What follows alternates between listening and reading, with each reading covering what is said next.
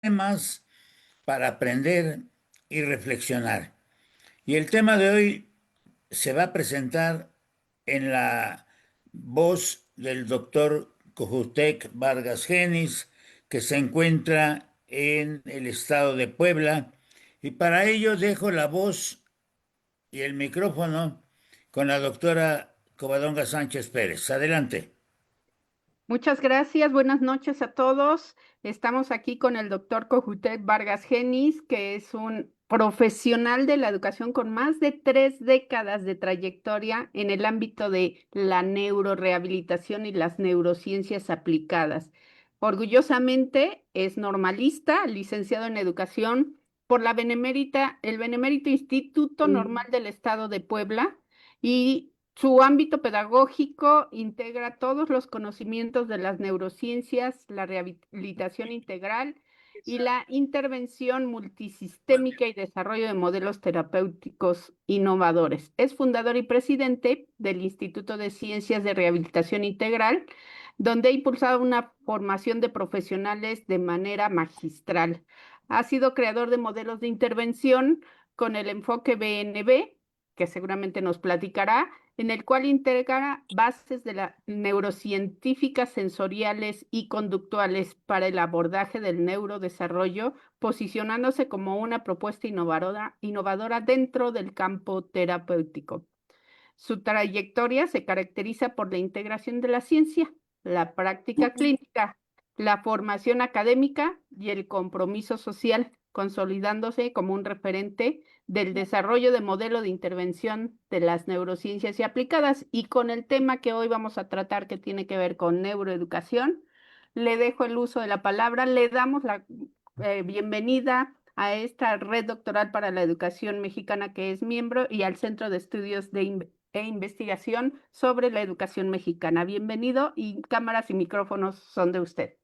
Muchas gracias, doctora. En primer lugar, agradecer la invitación, por supuesto, de la Red Doctoral para la Educación Mexicana, al doctor Quiles, a usted también por permitirme compartir con ustedes esta noche. Y bueno, el tema que me han solicitado y que con mucho gusto lo hemos preparado para los docentes, personal de la salud, de la educación, que comparte esta red doctoral, es precisamente la neuroeducación o las neurociencias aplicadas al proceso de educación integral y de enseñanza, ¿no? Entonces, me parece muy importante analizar los componentes contemporáneos de esta corriente educativa que nosotros hemos venido trabajando desde hace más de 10 años y que tenemos el privilegio de decir que tenemos 3 de los primeros libros mexicanos en esta temática. El primero es Neuroeducación, Mecanismos de Aprendizaje Cerebral. El segundo es Educación y Cerebro, un vínculo imprescindible. Y el tercero es Neuroeducación, una aproximación metodológica de su praxis. Todos por nuestra editorial Ciencia y Humanismo. Así es que pues están ahí disponibles. Tuve el privilegio de coordinarlos, de desarrollarlos, en el cual soy editor, coautor, y pues me dio un gran privilegio proyectar a docentes y a personal de la educación y la salud de diferentes rubros, ¿no? Así es que, pues, es un tema que me apasiona, es un tema que me gusta mucho, que me inquieta, y pues es para ustedes. La siguiente, por favor, doctora. Primero, decir qué es la neuroeducación o qué son las neurociencias aplicadas a la educación. En primer lugar, decir que las neurociencias son el conjunto de disciplinas que estudian de manera multidiversa el cerebro o el sistema nervioso. Esta estructura fantástica que pensamos nosotros que es la creación más importante que la naturaleza ha generado y que es un hito sin precedentes en la evolución de todas las especies que habitan nuestro planeta. Y bueno, podemos mencionar a la neurología, podemos mencionar a la neuropsicología, podemos mencionar también a la neuropsiquiatría, a la misma neuroeducación, a la neurofisiología y a todo este conjunto de ciencias que nos han permitido conocer y descubrir cómo funciona esta máquina extraordinaria, esta máquina biológica a la cual conocemos como nuestro cerebro. Entonces, cuando nosotros aplicamos estas ciencias de gran avance en el último siglo y sobre todo en los últimos 10 años, que ha cambiado muchísimo, y las aplicamos al proceso educativo, pues nos dan un resultado extraordinario. Porque si hay algo que utilice el docente como materia prima, es precisamente el cerebro capaz de aprender, capaz de modular la conducta, capaz de modular los procesos emocionales, capaz de regular los procesos sociales, capaz de producir una comunicación y un habla que nos permite expresar y compartir las ideas que tenemos o los contenidos de lo que hemos aprendido, la estructura capaz de proveer y dotar de dispositivos básicos del aprendizaje a nuestros niños, a nuestros alumnos, a los usuarios de los servicios educativos. Y entonces, cuando nosotros utilizamos estas ciencias y podemos aplicarlas a todos estos mecanismos, al neuroeducador se le facilita muchísimo comprender cómo enseñar, cómo regular la conducta, cómo regular los componentes emocionales, cómo regular la socialización y cómo potenciar también todos estos procesos, desde la actividad psicomotora, pasando por el lenguaje, la cognición, la socialización, la regulación emocional, la actividad cognitiva, todos van a ser desempeñados y generados o tener como génesis el cerebro. Entonces, la definición contemporánea de educación es un campo totalmente interdisciplinario y transdisciplinario, cuyo objeto de estudio es la comprensión entre el cerebro, el aprendizaje, la conducta, el lenguaje y todo lo que engloba el desarrollo humano. Y tenemos que verlo desde diferentes dimensiones. Las dimensiones neurobiológicas, las dimensiones neuropsicológicas, las dimensiones neuroeducativas y todas aquellas que tienen que ver con todos estos mecanismos por los cuales el niño sentado en el aula o en el espacio de juego o en el espacio de aprendizaje o durante la experiencia de aprendizaje es capaz de asimilar un conocimiento, pero no solamente eso, sino regular su conducta durante ese proceso y no solamente eso, sino también modular las funciones emocionales que presenta para tener una salud mental adecuada y no solamente eso, sino también cómo ver cómo interactúa con sus compañeros, cómo interactúa con sus pares, cómo interactúa con los docentes y poder tener un proceso de enseñanza-aprendizaje adecuado. Entonces, todo cambio que vemos en cualquiera de estos mecanismos tiene un origen en el cerebro. Es decir, que si nosotros vemos un proceso disfuncional en el aprendizaje, en la cognición, en la actividad social, en la regulación emocional, estamos seguros que va a tener un componente neurológico o un componente neurobiológico. ¿Por qué? Pues porque nada más y nada menos el cerebro es el que regula y eficientiza todos estos mecanismos. Entonces, esto es lo importante, esta es la gran valía de la neuroeducación contemporánea y que nos permite no solamente comprender cómo aprende el alumno, que es uno de los objetos de estudio más importantes, sino también entender toda la regulación que tiene alrededor del proceso de enseñanza y toda esa regulación que para los docentes es muy importante porque los docentes se preocupan mucho cómo se comporta el niño, cómo socializa el pequeñito o el joven o el adulto, cómo regula su conducta, cómo monitorea su conducta, cómo piensa, cómo sintetiza, cómo utiliza el lenguaje, etcétera. Todos esos procesos están mediados por el sistema nervioso. La siguiente, maestra. De esta manera, pues entendemos que el proceso neuroeducativo pues abarca toda una serie amplia de procesos neurológicos, cognitivos, de verbalización o lingüísticos, de comportamiento, etcétera. Ahora, ha habido una evolución muy importante del conocimiento del sistema nervioso, ¿no? Y del conocimiento de las neurociencias de este sistema nervioso. Y quiero hacer primero, antes de explicar estos principales modelos de funcionamiento cerebral, quiero primero explicar un poquito de la evolución de cómo hemos entendido el sistema nervioso. Y fíjense que la siguiente, maestra, la siguiente, esa. Eh, eh, el sistema nervioso primero se entendió pues como una estructura estática que producía el pensamiento. Esa era la idea que se tenía. Después, con el conocimiento un poco de la anatomía, de la neurofisiología, se entendió que era una estructura que tenía localizaciones específicas de funciones. De ahí surgen los términos de área de Broca, área de Wernicke, lóbulo occipital, lóbulo somatosensorial, etcétera. O sea, es decir, que un territorio ocupaba una función específica. Posteriormente a eso vino un modelo diferente, porque obviamente no se soportaba decir que una estructura tenía un funcionamiento, porque la misma lesión en dos personas diferentes en el mismo territorio provocaba síntomas totalmente diferentes. Entonces, no solamente comprendía un solo funcionamiento. Ese paradigma dejó de ser hace muchos años, en el siglo pasado, una referencia. Después hubo un modelo que trataba de explicar el sistema nervioso como dos hemisferios, el hemisferio derecho y el hemisferio izquierdo, y se pretendió decir que el hemisferio derecho era el hemisferio de las emociones, de lo artístico, y el hemisferio izquierdo era el hemisferio de los procesos matemáticos y de cálculo y de pensamiento científico, lo cual es totalmente erróneo. También esa es una corriente que hace muchos años que dejó de ser funcional.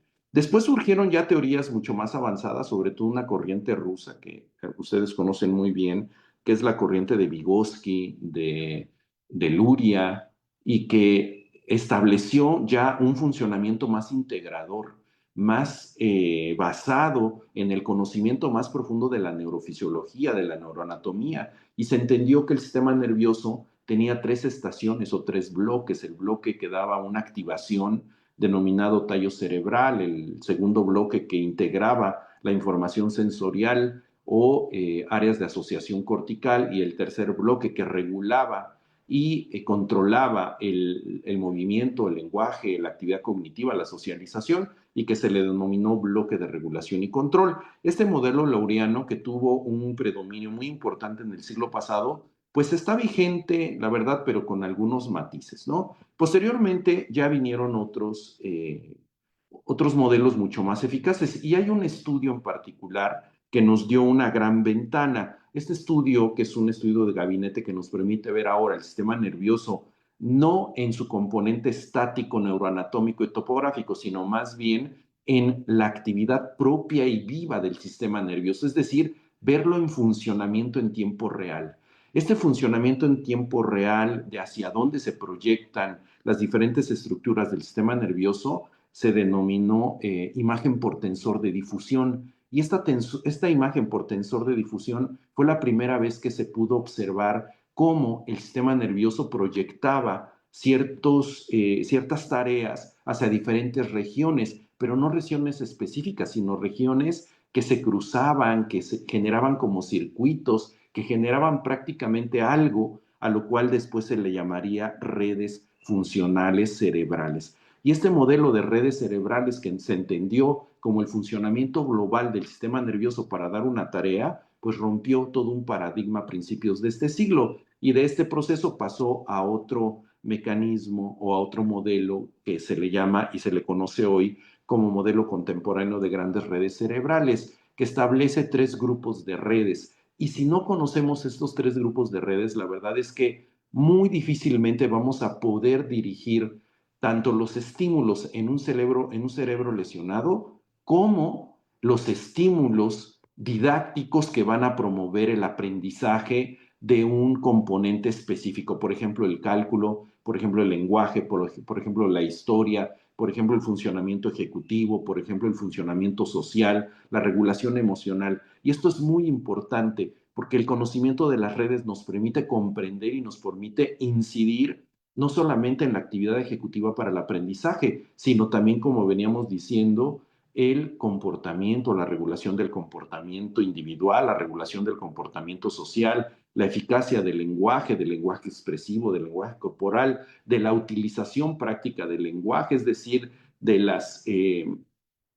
los componentes prácticos del lenguaje, de los componentes también utilitarios del lenguaje como una interacción entre señalizaciones, entre vínculos que requieren una alta modulación cognitiva. Entonces, estos modelos que nos permiten entender el funcionamiento, pues no, hemos podido ir tomando de cada uno de ellos lo mejor, pero sin duda el día de hoy el funcionamiento dinámico, adaptable y basado en evidencia científica, pues es el modelo de grandes redes. Para el modelo de grandes redes existen tres grupos de grandes redes: redes modulatorias, redes nucleares o de aprendizaje y redes de tarea. Entonces, las redes modulatorias precisamente van a regular y modular el comportamiento, la emoción y el comportamiento social de la persona. Y si no tenemos moduladas estas redes, pues va a ser difícil que el niño esté tranquilo, que esté dispuesto a aprender, que no rechace el conocimiento, etcétera. Y después vienen las redes nucleares. Estas redes nucleares nos permiten incidir en la actividad cognitiva, es decir, desde la conciencia corporal, desde la conciencia de la memoria, desde la percepción de sí mismo, cómo se percibe el niño, cómo se entiende, y a partir de ahí prestar atención a los elementos que el docente o los docentes quieren presentarle, y después cómo atrapa estos estímulos y los empieza a procesar en actividad cognitiva. Estas tres fases del funcionamiento cerebral son fundamentales para entender el aprendizaje. Entonces, cuando el niño entra en las redes nucleares, que son la red por defecto, red de saliencia y red frontoparietal, es justamente el proceso en el cual el niño hace un pensamiento interoreceptivo, hace un pensamiento interior, hace una meditación, hace una reflexión, y después cuando el docente le habla y le dice que ponga atención en tal o cual lugar, el niño tiene que salir de ese estado o de esa red para pasar a otra red, que es una red sensorial cognitiva que le permite poner atención y prestar atención a detalles que el docente quiera. Y si el niño no puede concentrarse en sí mismo y dirigir de manera fina la atención hacia lo que quiere el docente, entonces empiezan los problemas. El niño puede ser que no pueda salir de la primera red, que no tenga moduladas las redes modulatorias, que no pueda prestar atención específicamente a lo que dice el docente, y después que no puede ejecutar la actividad cognitiva que le solicita o le demanda la actividad del aprendizaje. Y entonces, para poder incidir en cada una de estas redes, es necesario su conocimiento. Si no, vamos a estar como aquel lanzador de dardos que se venda los ojos y quiere atinarle a la diana, ¿no? Y entonces, pues lanza uno a ver si le pega, lanza otro, y entonces de esa manera el docente hace un gran esfuerzo en preparar la actividad didáctica, que yo veo cómo se prepara. Mi hermana es docente, yo vengo de una familia docente, yo mismo fui docente durante muchos años, lo soy todavía,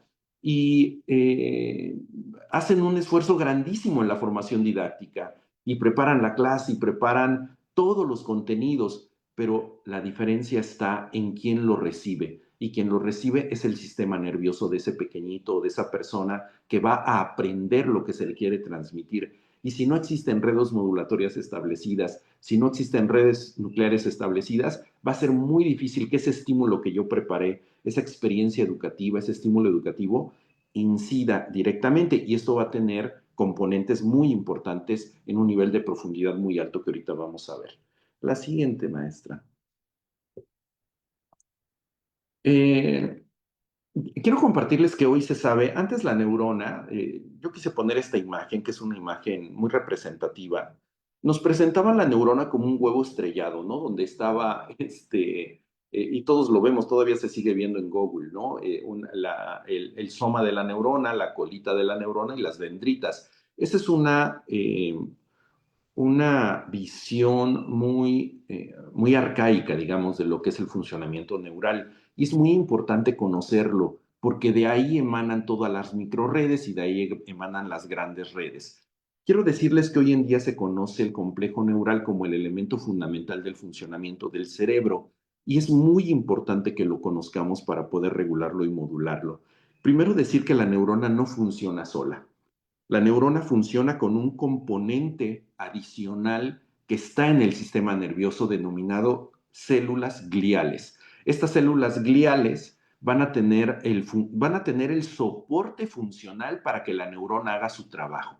Así es que las células gliales, si esas células gliales no hacen su trabajo, entonces vamos a tener grandes dificultades para que esa microred que representa la neurona generando cierta sinapsis con otros componentes pueda activarse.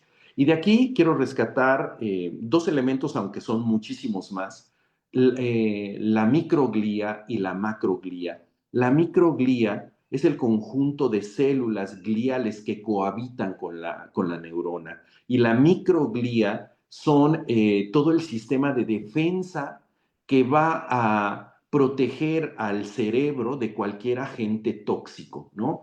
Y cuando hablo de agente tóxico, a lo mejor uno piensa en virus, bacterias, hongos, etcétera. Pero eso no es lo más peligroso. Lo más peligroso para el cerebro van a ser los nanoplásticos, van a ser los metales y van a ser las neurotoxinas que se utilizan para el mantenimiento de la alimentación humana y todos los alimentos procesados. Entonces, la interacción con plásticos, nanoplásticos y microplásticos va a ser un agente de disminución de la capacidad funcional del sistema nervioso. ¿Por qué? Porque esta glía es sumamente reactiva. Es un sistema inmunológico que defiende con una alta tasa de inflamación sistémica para defender al cerebro de que no pase nada. Y entonces cuando el pequeñito consume agua de una botella de plástico que parece inofensiva, pero que esta botella de plástico ha estado expuesta al sol durante muchas semanas, muchos meses, y se calienta y segrega nanoplásticos, y esos plásticos entran al torrente gástrico del pequeñito y después de ahí pasa al torrente sanguíneo y de ahí pasa al cerebro, genera una gran inflamación que va a impedir el buen funcionamiento cerebral. Eso por decir solamente uno de los componentes, pero también tenemos metales, tenemos aditivos que utilizan alimentos procesados y ultraprocesados que hoy se consumen de manera muy cotidiana y todo eso va a influir justamente en el procesamiento de la actividad neural.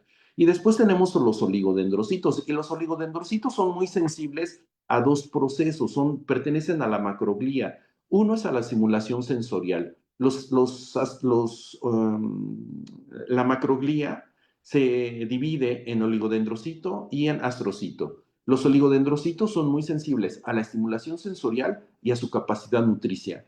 Si esos oligodendrocitos no tienen un buen componente proteico y no tienen una buena estimulación sensorial, se inhiben y no pueden producir esta sustancia maravillosa que nos permite una mejor velocidad de procesamiento cerebral, como lo es la mielina. Todos hemos oído hablar de la mielina. La cuestión que la mielina del encéfalo no se produce sola, la producen estas células denominadas oligodendrocitos que a través de procesos químicos producen una sustancia que se llama oligodendroglía que va cubriendo y recubriendo todas las extensiones dendríticas y del axón de la neurona y eso permite una velocidad de procesamiento de la información más rápida o más lenta. Entonces, si el niño no tiene buena estimulación sensorial, si no tiene buen consumo proteico y no tiene buen consumo de ácidos grasos favorables como los omegas 3 y otros componentes necesarios para su nutrición, pues la velocidad de procesamiento sensorial, la velocidad de procesamiento cognitivo va a ser muy lenta y eso va a resultar en que el niño no aprenda, ¿no? O tenga muchas dificultades, que es lo que pasa con una gran población de los niños mexicanos. Estaba leyendo un artículo de la UNESCO donde dice que el 79% de la niñez mexicana en educación básica no aprende los contenidos que debería de aprender con respecto a su edad y a su grado académico. Entonces, estamos hablando de casi 2/3 partes de la población infantil. Entonces, estamos hablando de que de cada 10 niños solamente 3 van a tener la capacidad de aprender lo de educación básico y eso se atribuye mucho a la disfunción de estos componentes tan pequeñitos que a veces ni siquiera sabemos de su existencia, ¿no? Y estos componentes pues van a ser también muy sensibles a generar espinas dendríticas. Le pone la siguiente, por favor, doctora.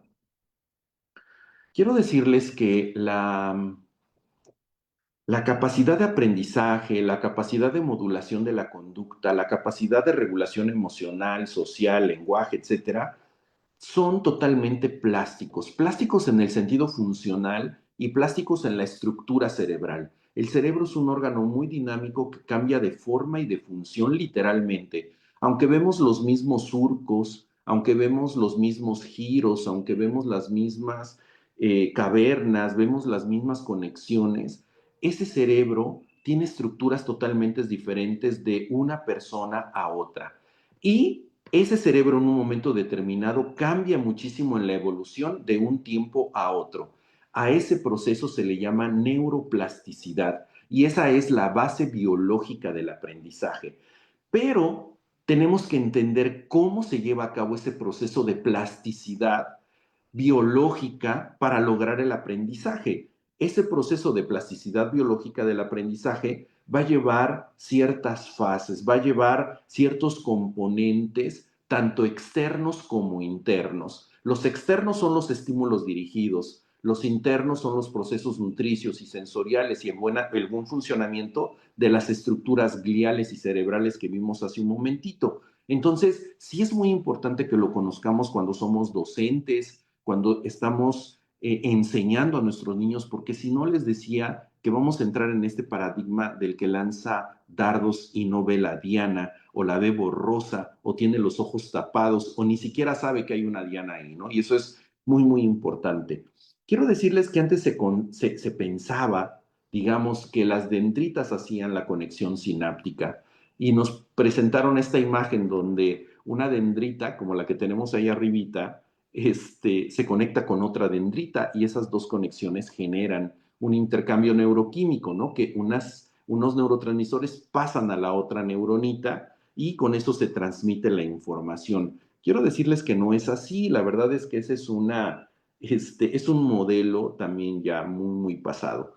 Lo que sucede es que los estímulos, quiero que vean los estímulos tienen que ser potenciales a largo plazo. Estos estímulos potenciales a largo plazo representan una estructura didáctica que tiene que obedecer a estos principios. Los estímulos deben de tener una durabilidad importante en la experiencia de aprendizaje de cada niño. Y esta durabilidad temporal en la experiencia que se presenta al niño como proceso de aprendizaje va a generar ciertos cambios eléctricos y electroquímicos, pero no son como nos los presentan. Estos cambios eléctrico y electroquímicos van a llegar al núcleo de la neurona a través de las vías sensoriales, de las vías visuales, de las vías auditivas y van a excitar algunos nervios, van a activar algunos genes que se encuentran dentro del soma y dentro del núcleo de la neurona.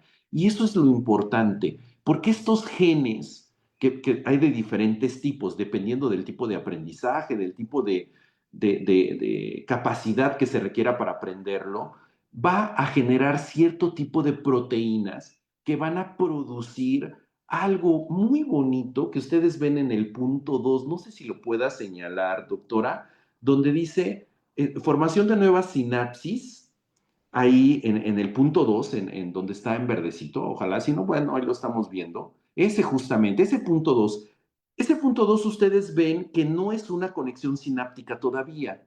Eso que ustedes ven ahí son como honguitos, ¿ok? A esos elementos se les conoce como espinas dendríticas.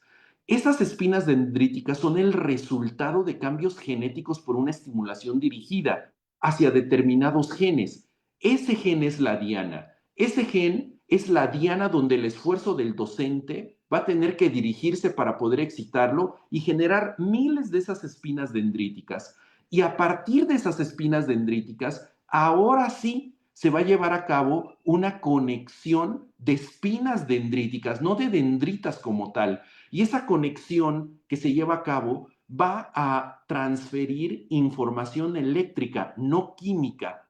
La activación química solamente permite abrir canales para que pase determinado tipo de electricidad que va a activar determinado tipo de genes. Entonces, esta idea de que de una extensión dendrítica sale una sustancia química y la absorbe la otra y pasa esa sustancia química, pues les decía, un poco errónea, ¿no? Entonces, lo que sucede es que llega el potencial de acción eléctrico, libera algunos neurotransmisores, se abren receptores de esos neurotransmisores y cuando se abren pasa la corriente eléctrica. Eso es lo que sucede y esa corriente eléctrica genera toda una transformación, una cascada química y genética denominada epigenética de la enseñanza o estímulo epigenético dirigido a crear proteínas para producir nuevas espinas dendríticas que van a ser nuevas conexiones que nosotros vemos como aprendizaje de las matemáticas, del lenguaje, de la historia,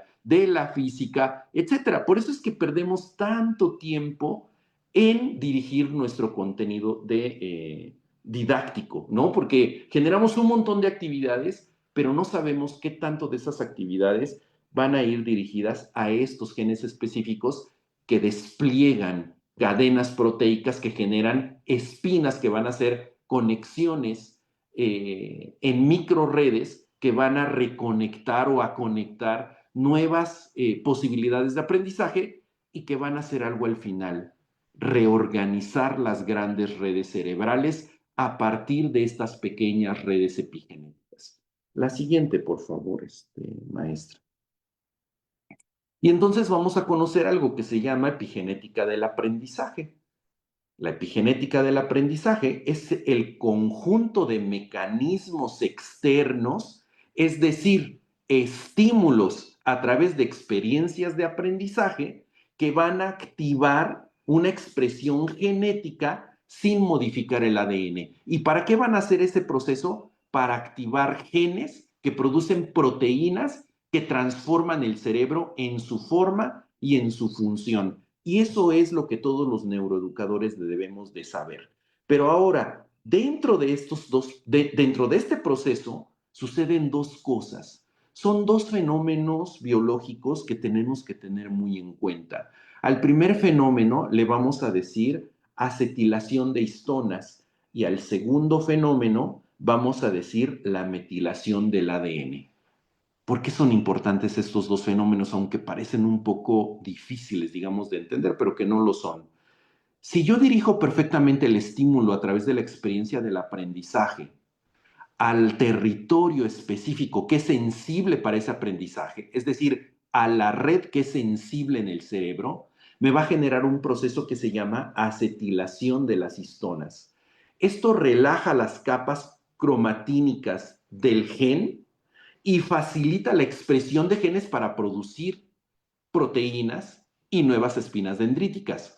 Pero ¿qué pasa cuando yo intento enseñar matemáticas con un estímulo que no es el correcto? Y entonces la demanda es para el área de las matemáticas o para los territorios del análisis del cálculo. Y yo mando la señal a otro lado. Entonces pasa el efecto contrario. Ese efecto contrario se llama metilación del ADN. Es decir, como pasó para otro lado, entonces el cerebro es muy sabio. Lo que dice es, pensé que era para mí, pero como no es para mí, me inhibo, me cierro y silencio el gen. ¿Para qué? Para que el área donde va a ser estimulado, aunque vaya erróneo el mensaje, el cerebro no sabe si va acertado o va erróneo, entonces activa otras zonas que no requieren este proceso. Y entonces las áreas sensibles se cierran y dejan de producir actividad plástica. Este proceso que se llama epigenética dirigida o epigenética del aprendizaje, obviamente es a través de un aprendizaje activo, a través del movimiento, a través de experiencias sociales, emocionales, a través de experiencias cognitivas, dirigido específicamente a redes moduladoras, nucleares o de tarea. Y eso va a generar los cambios plásticos que nosotros vemos como aprendizaje. Y entonces dices, el niño ya aprendió esto, el niño ya aprendió el otro.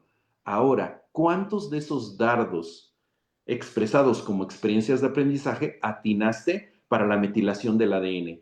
¿Y cuántos generaste para la metilación del ADN? Y entonces vas a tener genes que se expresan y aprenden o genes que se inhiben y se silencian y no aprenden. Por eso es tan importante conocer todos estos mecanismos.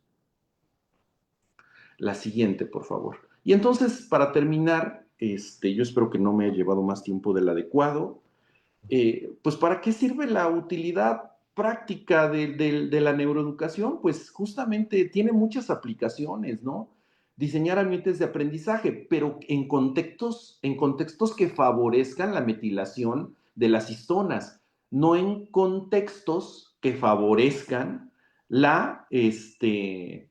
lo contrario, ¿no? La metilación, o sea, que promuevan, perdón, la acetilación de las histonas y no que promuevan la metilación de los ADNs. Entonces, estamos hablando de procesos que van a activar genes para la actividad plástica y el aprendizaje.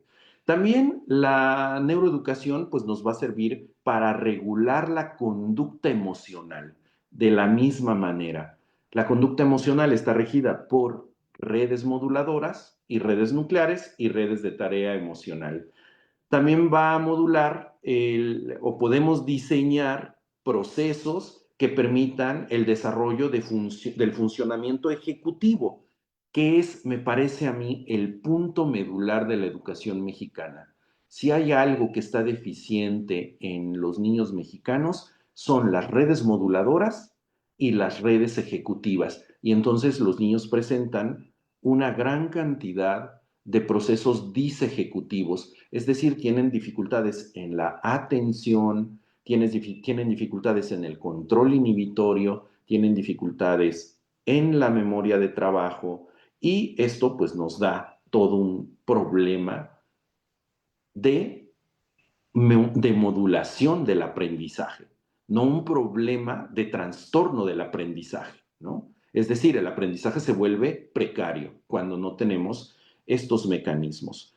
Y en resumen, si hay una frase que podamos resumir de esta manera, quiero decirles que el aprendizaje entonces es un proceso biológico, psicobiológico, epigenético, plástico, que depende de una experiencia de aprendizaje perfectamente dirigida.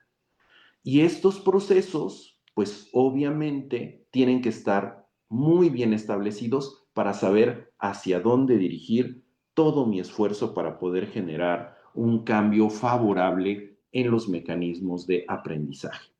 Y bueno, pues a grandes rasgos, creo que no me pasé, eso es la neuroeducación. Es un mundo muy bonito, la verdad.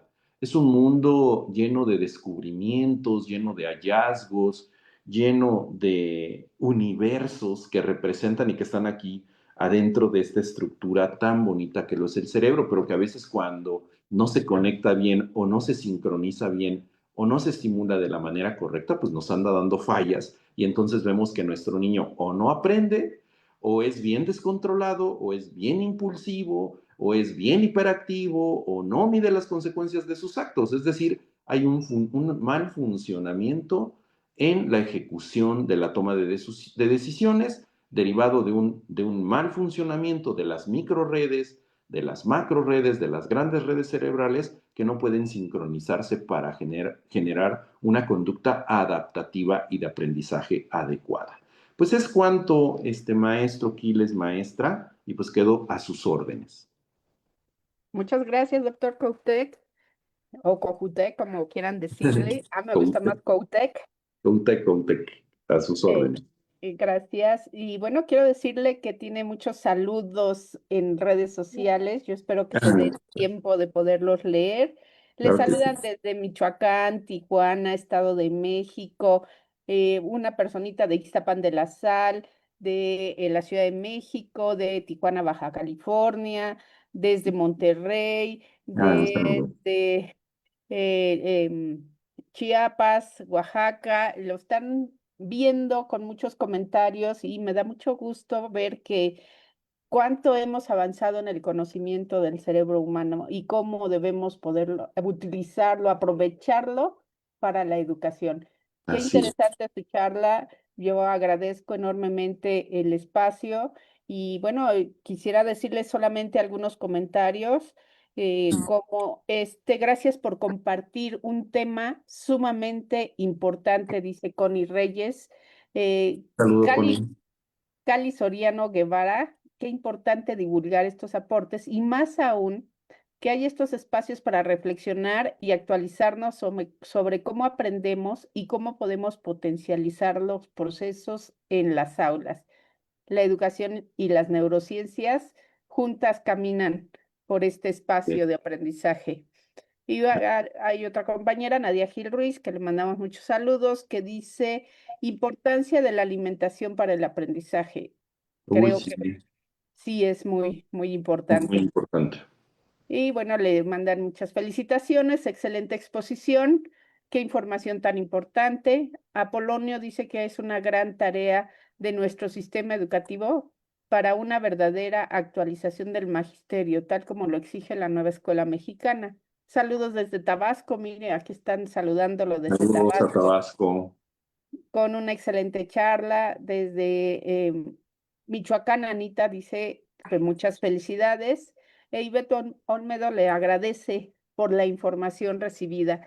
Doctor, pues qué orgullo tenerlo por aquí. Queremos decirle que la Red Doctoral para la Educación Mexicana está muy orgullosa de haberle entregado a usted el doctorado honoris causa, Ay, porque no. realmente es muy merecido, ha sido uno de los mejores espacios para poder reconocer la labor que usted hace en todos los espacios, en las aulas, en la rehabilitación, que a mí me parece que es fundamental cuando hay estos procesos de los que usted ha mencionado. Pues muchas felicidades Ay, no. y muchas Al gracias. contrario, al contrario, doctora, doctor, nosotros estamos muy agradecidos de la firma de convenio y me parece que vamos a tener varias actividades importantes, el congreso, el diplomado en neurociencias aplicadas a la educación integral y el aprendizaje, o sea, vienen muchas actividades. Entonces, yo estoy muy agradecido por el doctorado, es una distinción que me honra, me compromete mucho más, ¿no? Que ese es el verdadero valor, porque cuando ya dicen, ah, pues no que eres doctor, pues órale, a trabajar, a estudiar y a formarse más. Muchas gracias, doctor y doctora. Estoy muy agradecido con la red doctoral, que la recomiendo siempre donde estoy y vamos a hacer muchas cosas. Muchas gracias. Pues Al contrario. nosotros también estamos agradecidos, doctor Cojutet. Debo Gracias. decirle que hay 711 vistas ahorita durante la transmisión del programa. Ay, qué Es bueno, que doctor. mañana vamos a amanecer con 2000 o 3000 vistas, porque el tema, el común denominador es que es un tema muy importante. Así Ese es. es el punto. Le agradecemos, doctora Covadonga, muy amable. Adelante. Pues despedirnos de estos temas para reflexionar, breves charlas para ir conociendo, y seguramente invitaremos al doctor Coutet a que nos acompañe en otros espacios más amplios, pero ahorita le damos las gracias, le pues, deseamos buenas noches y esperemos vernos el día de mañana con un tema más para aprender y